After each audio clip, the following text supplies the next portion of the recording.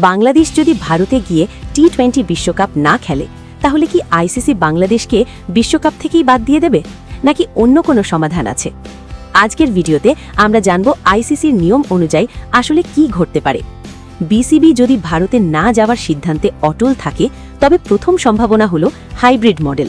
পাকিস্তান বা অন্য দলের ক্ষেত্রে যেমনটি হয়েছে, আইসিসি যদি বাংলাদেশের দাবি মেনে নেয় তবে ম্যাচগুলো ভারত থেকে সরিয়ে নিরপেক্ষ কোনো দেশে আয়োজন করা হবে।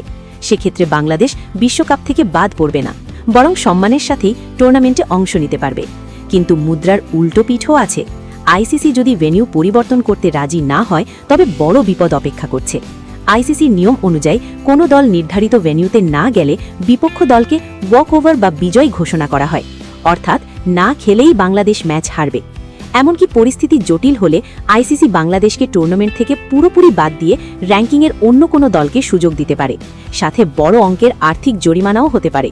এখন প্রশ্ন হলো, বিসিবির কি উচিত নিজেদের দাবিতে অটল থাকা নাকি যে কোনো মূল্যে বিশ্বকাপে অংশ নেওয়া? আপনার মতামত অবশ্যই কমেন্ট করে জানান। ভিডিওটি ভালো লাগলে লাইক দিয়ে বন্ধুদের সাথে শেয়ার করে দিন, যাতে তারাও বিষয়টি জানতে পারে। আর খেলাধুলার সব গুরুত্বপূর্ণ খবর সবার আগে পেতে আমাদের চ্যানেলটি সাবস্ক্রাইব করে সাথেই থাকুন। ধন্যবাদ।